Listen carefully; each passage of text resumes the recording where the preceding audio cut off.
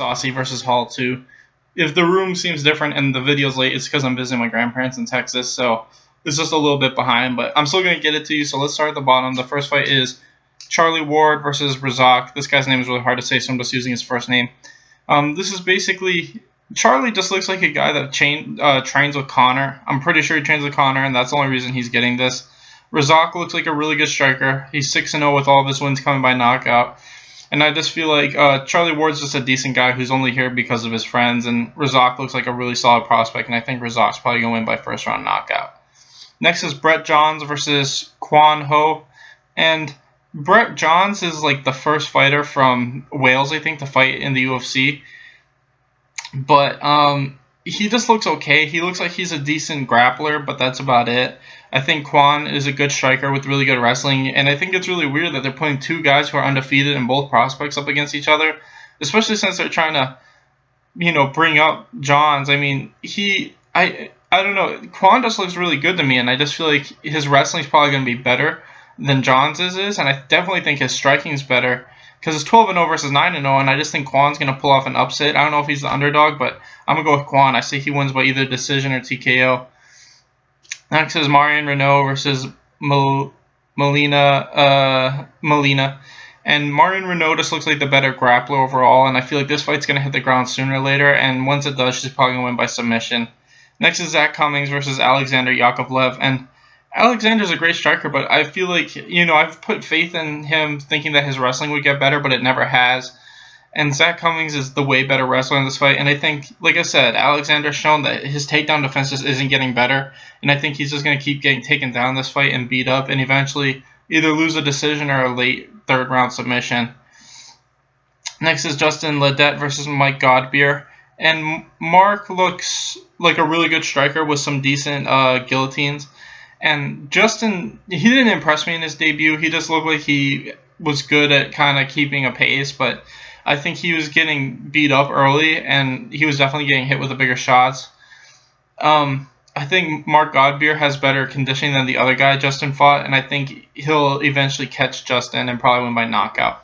Next is Ann Emilos versus Amanda Cooper, and Amanda Cooper was on the Ultimate Fighter finale. She lost to Tatiana Suarez, and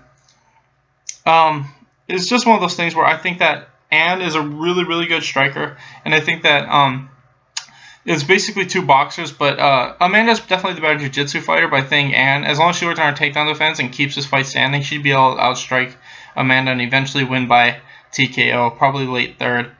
Next is Kevin Lee versus Magmagod Mustafa, and Magmagod is a really good striker with solid takedown defense and good at getting back up, but I think Kevin Lee's just a much better wrestler than he's used to fighting. And I think Kevin Lee has just been looking really good recently since that one loss to the Brazilian guy. I think Kevin Lee's going to hit takedowns. Sorry, I'm not feeling great. And eventually get a submission or a TKO. Next is Kyoji Horiguchi versus Ali Baguntinov, and to me, Ali, he looks decent since he's come back, but he didn't look amazing in his last couple of fights. To me, Horiguchi's just a guy that I think just keeps getting better and better every single time. I think he's the youngest flyweight right now that's like in the top 5. I think he really is the potential future of this division. I think that these two guys have the same style, but Horiguchi's just got a huge speed advantage, and when it comes to the flyweights, the most important thing is speed. So I think Horiguchi's probably going to win a decision or a TKO. Next is Magnus Sennenblad versus Jack Marchand. And to me, Jack is a decent fighter, but I think he's just finding somebody who's way better than him. I don't know why Magnus hasn't gotten a top 15 guy at this point. I think he's won like 5 in a row.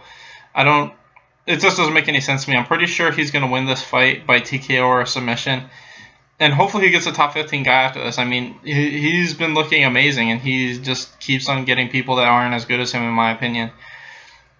Next is Ian McCall versus Neil Seery, and Neil Seery is a pretty exciting guy, but it's just Ian McCall's is way better than him. I mean, I don't really understand why this fight is happening. I feel like Neil Seery is just one of those guys. He should be fighting the young up-and-comers or older vets. He shouldn't be fighting guys who are in the top 15, unless he wins a couple in a row. But at this point, I think that they're just trying to feed Ian McCall a win here. So I just feel like Ian McCall is going to win by decision. I think his wrestling is just so much better than Neil's. overall grappling game is, and he'll just eventually rack up points with his wrestling. Next is Artem Lobov versus Ishihara Totoro. And, Artem's never been finished, but aside from that, like by knockout, I don't think, maybe like a TKO from ground and pound. But Ishihara Totoro just looks like he's way faster and a much better striker. To me, Ishihara actually strikes a lot like Conor. In my opinion, I think Ishihara's got the closest style to Conor. I think that Artem, he's a good striker, but I think that he has a big problem with guys that can just kind of move around him and not just plant in front of him. And I think Totoro's got really good foot movement and really good striking. They're both good strikers. I just think Artem's biggest problem is guys that don't just stand there and fucking brawl with him. And I think Totoro's is going to use good movement and eventually win by TKO, maybe decision. Next is Timothy Johnson versus Alexander Volkov. And Alexander was the former Bellator heavyweight champion. He's a really, really good striker with solid takedown defense. And then Timothy Johnson's kind of like a shittier version of Ben Rothwell, in my opinion. I feel like he kind of does the same thing where he doesn't really shoot for takedowns. He kind of tries to bully people against the fence and beat them up there. And it's the same thing with his striking. He kind of tries to corral guys and just brawl with them. I think Alexander's the better striker, and I think in every position he's just going to be able to beat up Timothy a little bit, whether they're outside or inside. I think that because Timothy isn't like your typical wrestler that favors Alexander, because Alexander's good at hitting people against the fence at really close range despite his kind of long arms. So I think Alexander's probably going by knockout or TKO just because Timothy's wrestling style just favors Alexander. He's not going to try to double leg him or anything like that.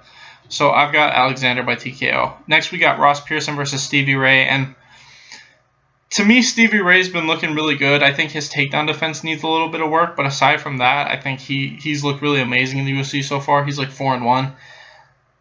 Ross Pearson's been kind of on a losing streak, and I don't think he's just been looking not as good every single fight, and he's been taking more damage every single fight. I think Stevie Ray's, just younger and closer to his prime than Ross is, and I think Stevie Ray will probably get this done by TKO or decision. Next is Gegard Mousasi versus Uriah Hall, and this fight, in my opinion, Mousasi's probably going to dominate him. I feel like Mousasi was winning the first fight pretty one-sidedly until he got caught with that flying knee and then the spinning back kick. I mean, it was a cool highlight reel knockout, but I mean, really, Mousasi was not in danger of losing that fight. He just got caught with something big, which happens from time to time. But I think skill-wise, Mousasi's overall boxing is probably better than Uriah Hall's, and I think Mousasi's grappling everywhere, wrestling and jiu-jitsu is better than Uriah's. I just think Uriah's got those kicks and knees that, he can beat anybody with it if he lands it. But as we've seen as of late, guys that, have just been throwing strikes with him have been knocking him out. And I think that's what's going to happen. Mousasi's probably just going to box with him and eventually knock him out, or he's going to take him down and win by submission. Anyway, thanks for watching, guys. Please like and subscribe. And I know there's another card this weekend. There will be a video for that.